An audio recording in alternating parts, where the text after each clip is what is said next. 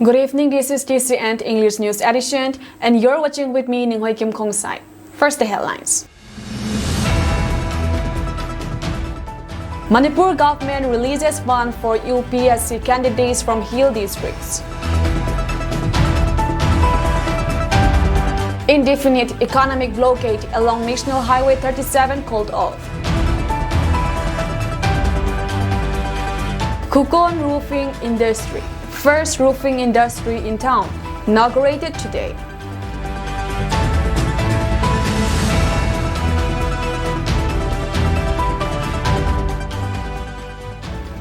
News in detail. The Manipur government releases fund for the allowance of candidates from the hilly districts who travel outside the state to appear for the UPSC CSE 2024. As per India Today Northeast, this decision followed directions from the Supreme Court. Amid ongoing ethnic violence, aspiring civil service candidates from the Kuki community did not come to Imphal to write their exams. According to India Today, Kumanthim Daina Devi, Deputy Commissioner of Imphal East District, confirmed in a public note that funds have been released for the concerned Deputy Commissioners. The note specified that its candidate will receive Rs 3,000 per day for 3 days, totaling Rs 9,000 per candidate. Although the preliminary exams were held on June 16th, applications for assistance were still being received. The state government has set June 25 as the deadline for submitting applications. Candidates are required to send their applications along with relevant documents including their UPSC, CSE admit cards, bank account details, and certificates.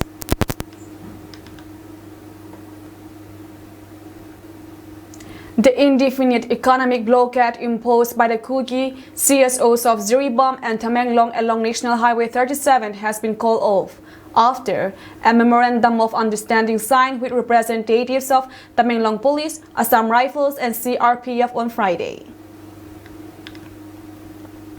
As per the agreements, the concerned district police of Tamenglong or Ziribam and other security forces deployed in both the district will ensure safety and movement of essential commodities and commercial vehicles to Kuki communities of Ziribam and Tamenglong, including medical facilities, etc.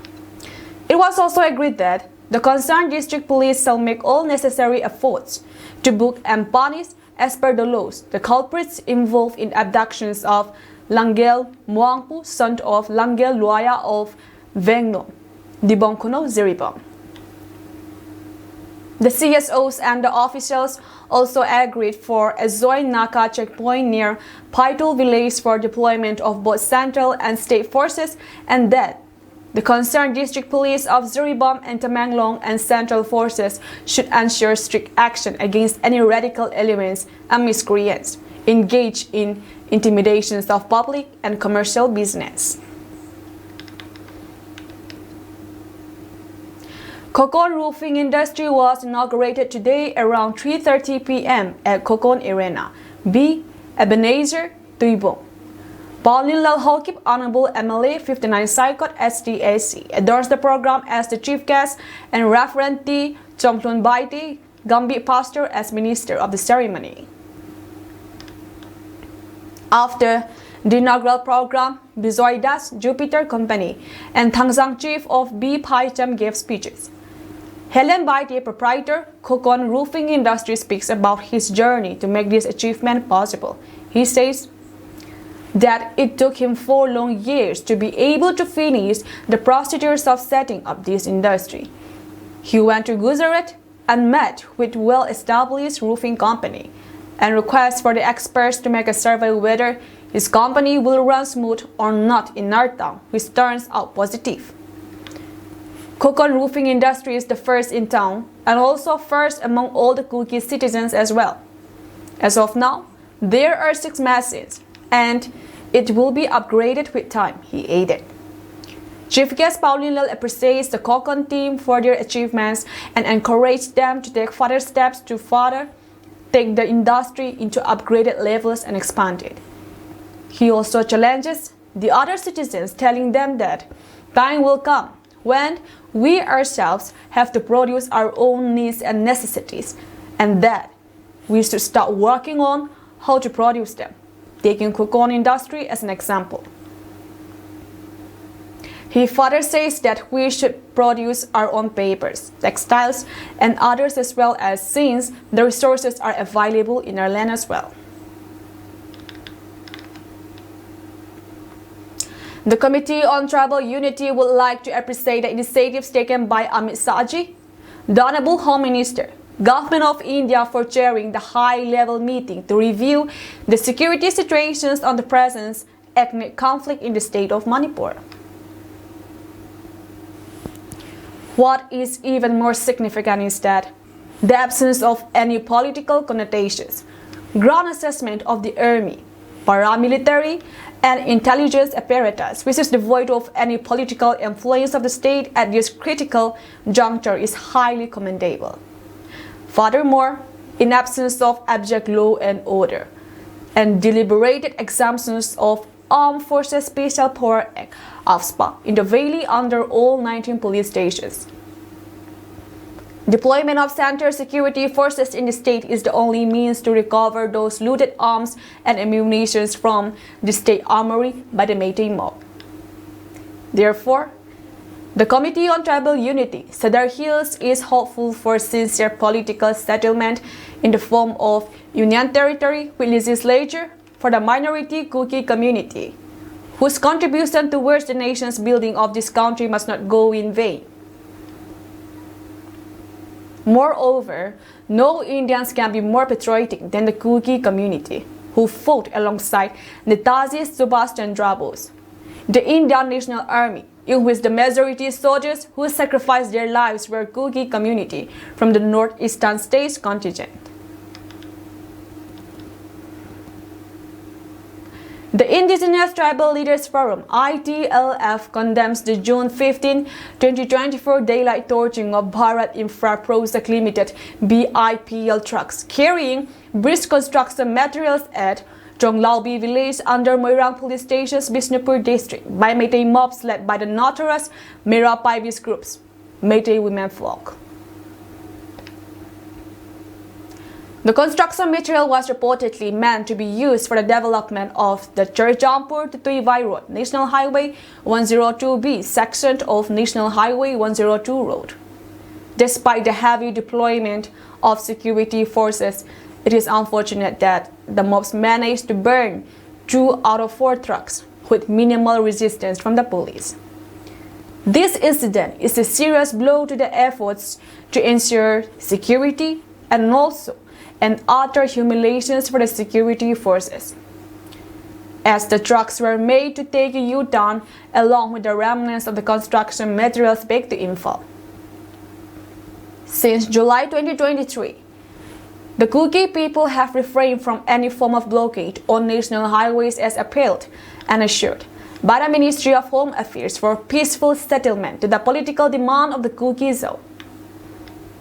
Though the Kuki people in the north and western part of the state allow free passage, Meitei groups from the Valley district continue to impede the movement of necessary goods intended for hill districts like Churjampur, Parzol, Tingnopal, Jandil, etc. The patience and tolerance of the Kuki people should not be mistaken for weakness and incompetence. The government of India must intervene promptly to ensure the uninterrupted flow of essential commodities to the hill districts before the situation deteriorates further.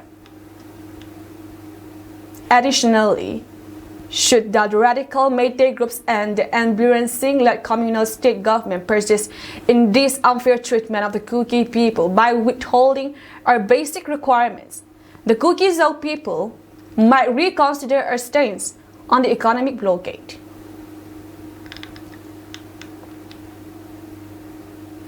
Mizoram Chief Minister Laldu Oma has been assured by Home Minister Amit Shah that no refugee will be sent back to Myanmar until normalcy returns to the neighboring country where the junta is fighting pro-democratic insurgents, sources have said.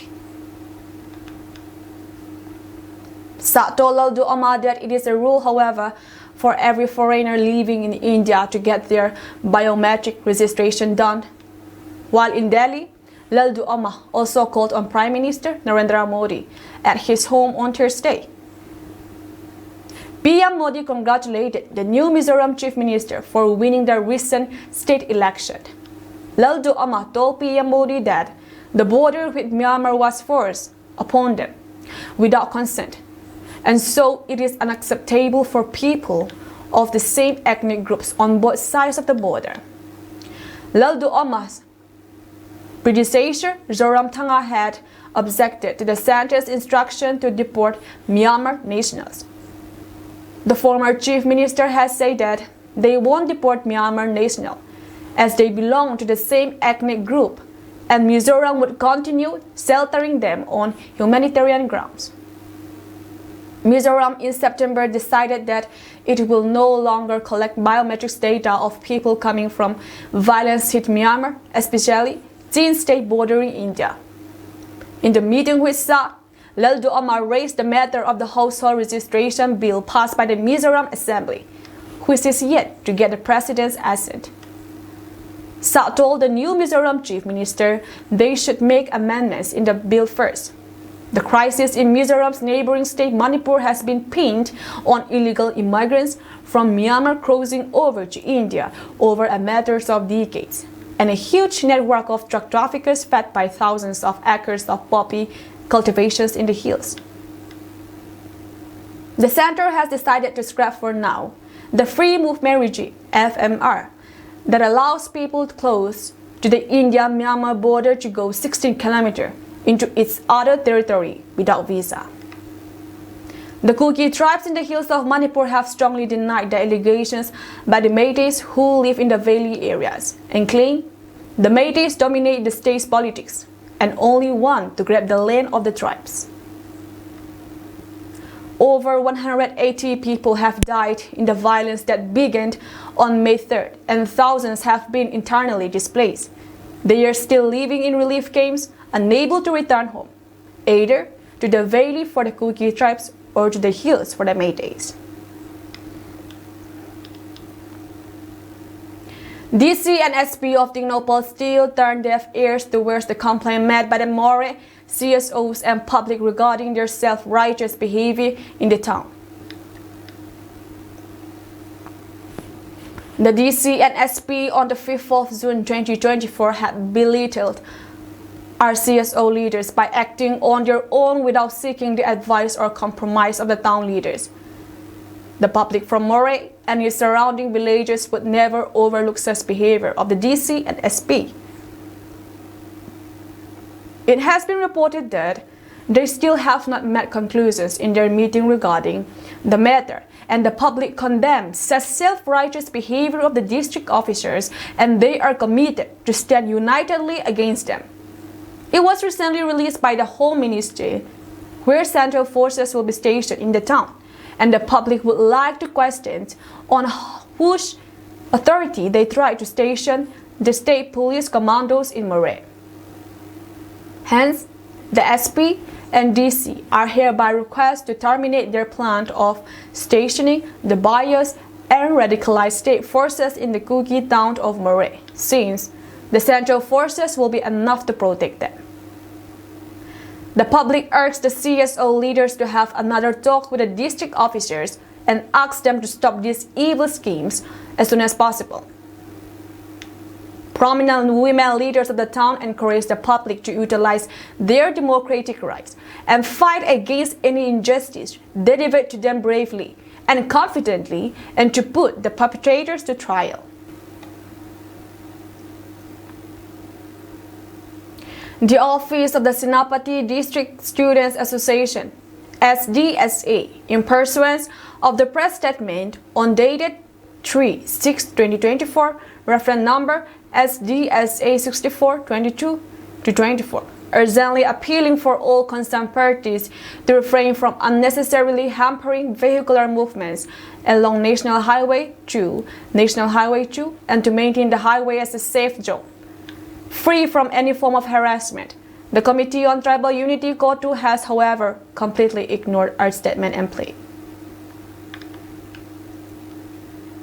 Despite our hospitality, patience, understanding, and neutrality in this ongoing conflict, the Kuki miscreants have had the audacity to set a truck on fire without our land and jurisdictions on the night of 19/6/2024, just below Tumuyon Kulit. We strongly condemn this act of arson, which is a direct challenge to our authority and also a grave threat to the safety and well-being of all communities. We demand that the culprits be booked and befitting punishments be given as per the law at the earliest.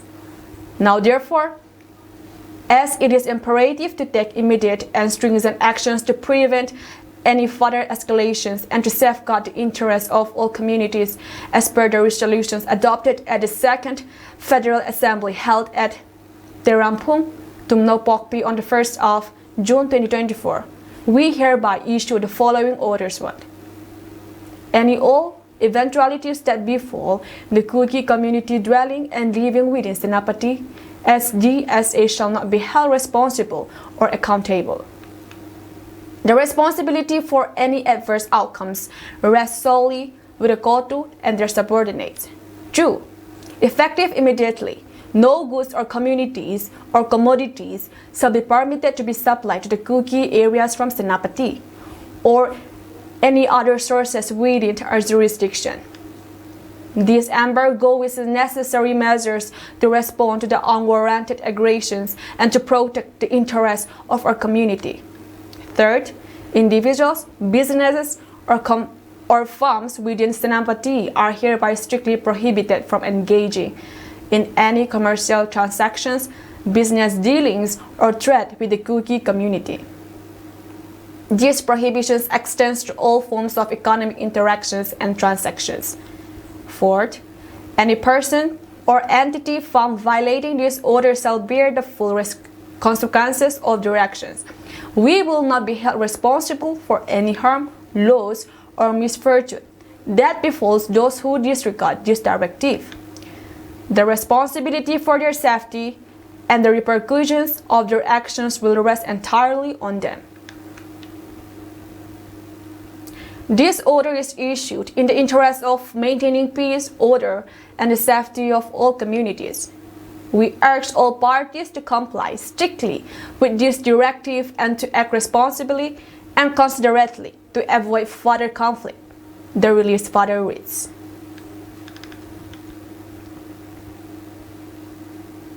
Assam Rifle Medical Team from 27th Sector Assam Rifles organized medical camp this afternoon at Sangamund in Bizang. The Assam Rifles medical officers and their teams did medical screening to the 30 orphans who are in Sangamund Inn. The orphans were also given free medications as per their sickness and health conditions. Sangamund Inn Managing Committee and KWU executive members assist the Assam Rifles in carrying out their benevolent acts of service. The Assam Rifles medical team includes Commandant Dr. Lamintang Singsun, CMO, 36 Assam Rifles, Commandant CDS and Jahat Tewari OC, 14, Dental Unit Assam Rifles, and Captain Pradip Yadav, RMO, 36 Assam Rifles along with 36 Assam Rifles Paramedical Unit Hospital respectively. Nining Director Sangamund Inn says that this is not the first time the Assam Rifles did such good deeds for the Sangamund Orphanage Home.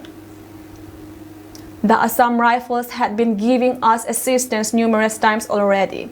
She thanked the Assam Rifles for carrying such a big heart.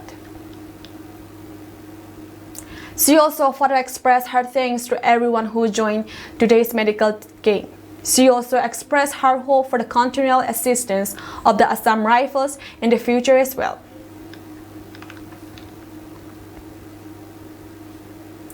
Indian Army organizes yoga camp in Murray to celebrate International Yoga Day 2024. In a remarkable celebration of International Yoga Day 2024, the Indian Army organized a yoga camp for children at D. Monapai, D. Yangnom, M. Simol, and Dwalbung villages in Murray. This initiative underscores the Army's commitment of promoting health, wellness, and unity through the ancient practice of yoga. Over 60 children from Agape Orphanage and nearby villages participate in the event with great zeal and enthusiasm. The yoga game was led by experienced yoga instructors from the Indian Army who guided the participants through various asanas, pranayama, and meditation sessions. The event was aimed to introduce the benefits of yoga to children of the local community and encourage a holistic approach to health and well-being. The event saw enthusiastic participations from all age groups, with many expressing their gratitude to the Indian Army for organizing such a meaningful and enriching experience. This initiative highlights the strong bond between the Army and the local community. In addition to the yoga session, the Indian Army distributed healthy refreshments to all participants. The event concluded with a pledge by all attendees to incorporate yoga into their daily routines for a healthier and more balanced life. The International Yoga Day celebration was part of the Indian Army's broader initiative to promote physical fitness, mental wellness, and social harmony across the nation. By organizing such events, the Army continues to play a vital role in the holistic development of the communities it serves. The children of Agape Orphanage and nearby villages joined the transformative game of yoga. It was aimed at promoting health, wellness, and community spirit. Let's embrace yoga for a balanced life.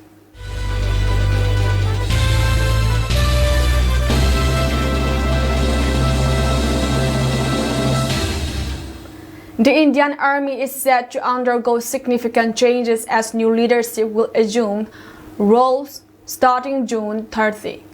With the retirement of the current Chief of Army Staff (COAS) General Manoj Pandey. Lieutenant General Upendra Dwivedi, the current Vice Chief of Army Staff (VCOAS), will replace General Pandey as the 30th Chief of Army Staff (COAS). And as Raja Subramani, who is serving as the General Officer Commanding-in-Chief GOC-in-C of Central Command, Lucknow, will take over as the new VCOAS in the first week of July. Following the COAS, the VCOAS and Army Commanders, GOC-in-C, are senior-most positions in the Army. Of the Indian Army's 7 Army Commanders, 2 positions, Central and Southern, will soon be vacant. Lieutenant General A.K. Singh, the Southern Army Commander, is set to retire on June 30, and Lieutenant General Subramani will move to Army headquarters in New Delhi.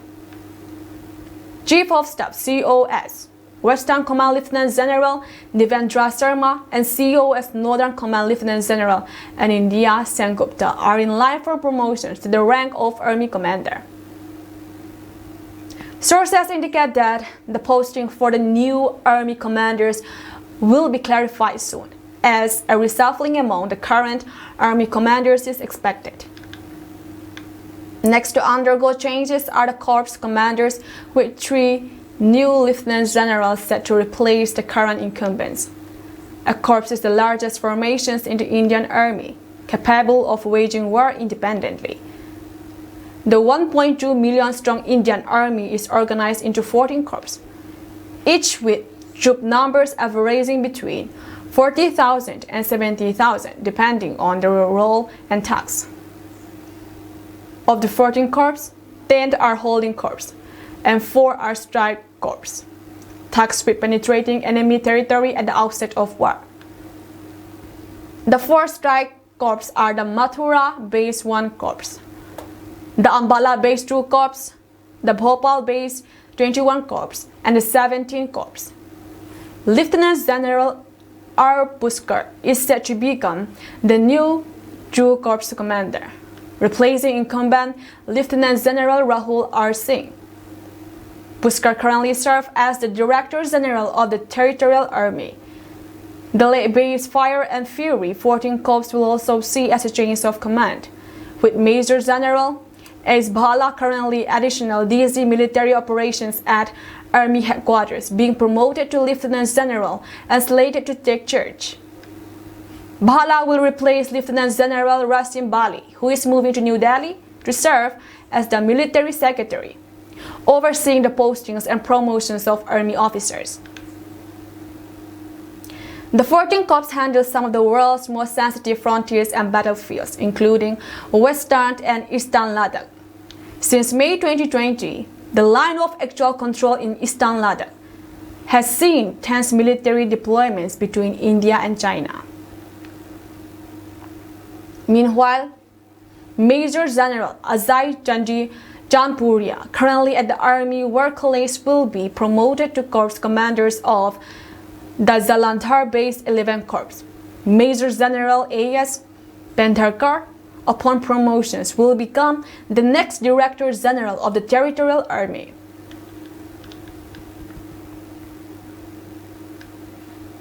In a major success to the security forces in the ongoing anti-Naxal offensive in Chhattisgarh, security forces have arrested 9 Naxalites in Bizapur district of the state, an official said.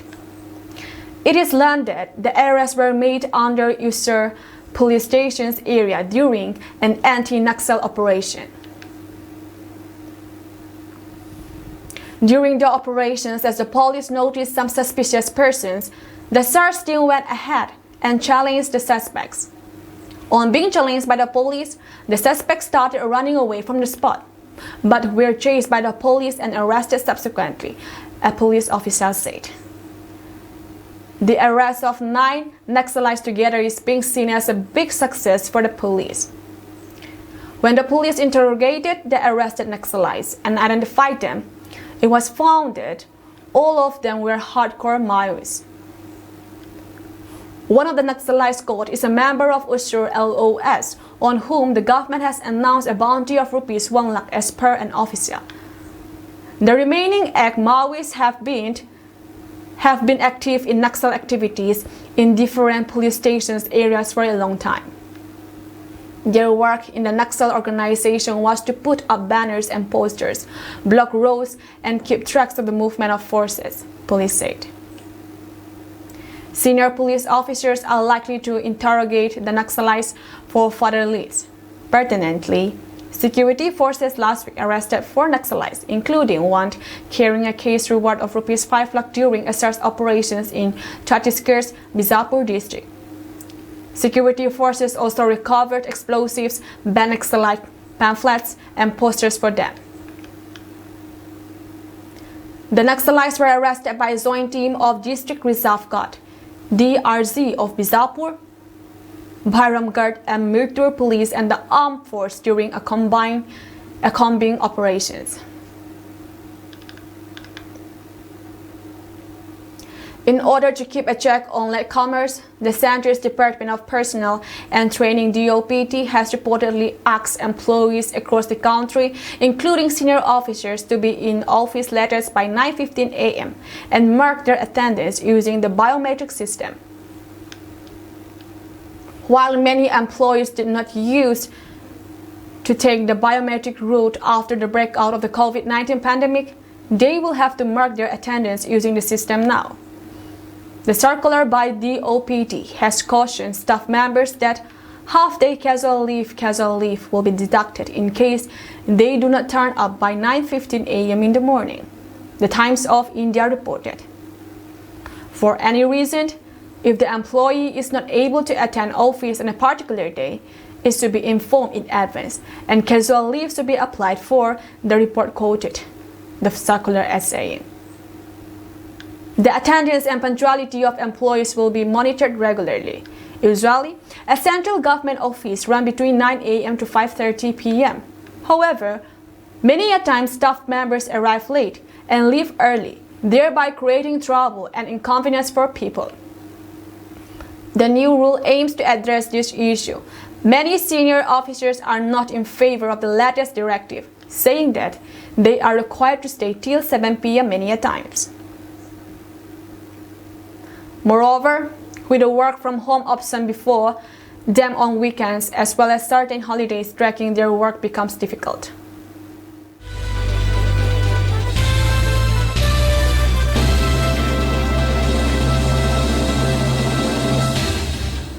The Israel Defense Forces announced on Thursday that they have successfully eliminated Hamas terrorist Ahmed Hassan Salami al-Sarqa. Ahmed al-Sarqa was a senior figure and commander in the Hamas Mukba forces, a unit known for carrying out highly coordinated attacks. He was a key participant in the October 7 massacre in southern Israel, where Hamas forces infiltrated Israeli communities, resulting in the death of 1,189 people. The operation was carried out by the Israeli Air Force based on intelligence from the IDF and the Israel Security Agency, ISA. The targeted strike took place in the Beit Hanun area of northern Gaza, where al-Sarqa had been directing sniper activities and participating in attacks against Israeli troops and communities. The IDF has shared a video of the operation, which shows a precision airstrike resulting in an explosive that eliminated the terrorists. The IDF claimed that multiple steps were taken to mitigate harm to civilians during the operation. As a result, no civilians were reported injured in the strike. The Israeli military continues to operate in central Gaza, focusing on eliminating immediate threats and destroying terrorist infrastructure. Recently, Israeli forces targeted and destroyed a mortar cell launch site used to attack their troops. Two other terrorists who posed a direct threat to Israeli soldiers were also killed using targeted missiles. Currently, IDF troops are carrying out targeted operations in Rafah area, including close quarters combat to eliminate terrorists and searching for rocket launchers during specific raids. The IDF reiterated its commitment to carrying out precise intelligence-based operations to minimize civilian casualties while effectively targeting terrorist threats.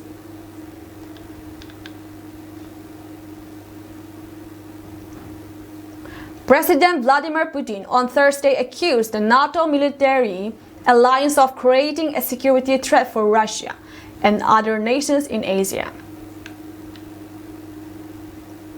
"We see what is happening in Asia. A block system is being put together," Putin told a news conference in Vietnam at the end of a two-day trip to Asia.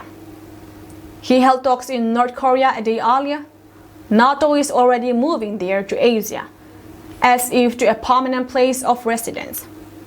This, of course, creates a threat to all countries in the region, including the Russian Federation.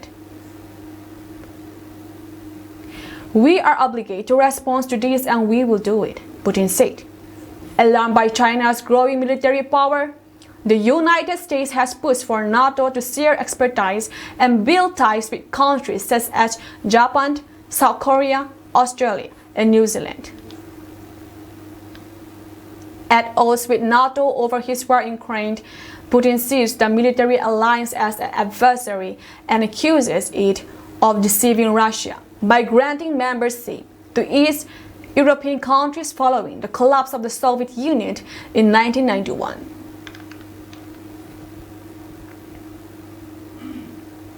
In the tragic turn of events, Israeli forces on Friday shelled 10 camps housing displaced Palestinians near Rafah in southern Gaza. The incident has left at least 25 dead and another 50 injured, according to territory's health ministry and emergency responders. Witnesses and first responders recounted the harrowing scene, detailing how the shelling targeted two densely populated coastal locations.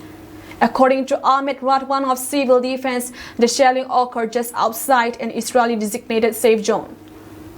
Though the Israeli military claims the episode is under review and alleges that there is no indications of a strike carried out by its forces, international scrutiny intensifies as evidence mounts of civilian casualties in the ongoing conflict.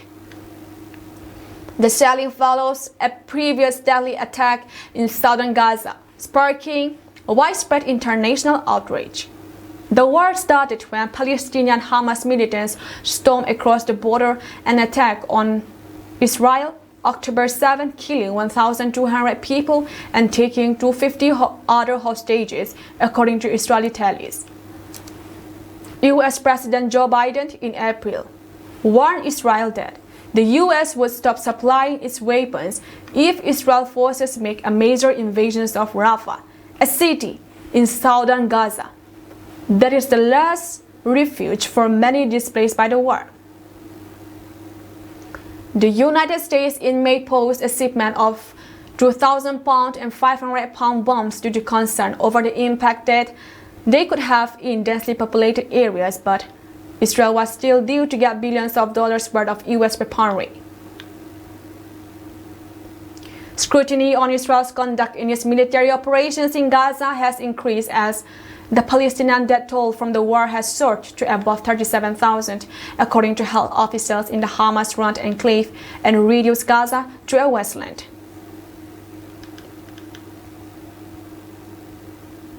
South Korea's military on Friday, June 21, said that they fired warning shots after North Korean soldiers crossed the heavily fortified border again on Thursday, in the third such incursion this month. The recent incident comes after Russian President Vladimir Putin's historic visit to the isolated nation. The South Korean military said dozens of North Korean soldiers breached the demarcation line on Thursday, June 20, around 11 a.m. local time, prompting Seoul's army personnel to broadcast warnings and fire warning shots, after which Pyongyang soldiers retreated. Several North Korean soldiers who were walking inside the DMZ, demilitarized zone, on the Central Front Line crossed the military demarcation line, said South Korea's Joint Chiefs of Staff, JCS. They aided after our military's warning broadcasts and warning shots. The North Korean soldiers retreated back northward. A report by the South Korean news agency Yonhap, citing the officials, said that the incursions appeared to be accidental, adding that the North Korean soldiers returned to their zone soon after and continued to work into the night after returning to their side of the border. The incident came after Putin's first visit to Pyongyang in 24 years, where the Russian president and the North Korean leader Kim Jong-un signed a strategic treaty which included a commitment to come to each other's aid if attacked. The crossing on Thursday marked the third border violations by North Korea after similar incidents on June 18 and June 9. The latest crossing on Thursday came after South Korean officials say dozens of North Korean soldiers briefly crossed the DMZ on Tuesday, June 18, but retreated after warning shots were fired. The JCS at the time said that landmine explosions near the border also injured multiple North Korean soldiers. Pyongyang, as per the South Korean officials, recently deployed troops in the area to clear scrap and lay mines, as relations between the two Koreas plummeted. As per Yonhap, border violations came as North Korea has been deploying large numbers of troops in frontline areas since April to plant mines, erect walls, and what is said to be anti-tank barriers and reinforce roads. That's all from us tonight, and we thank you for joining our program.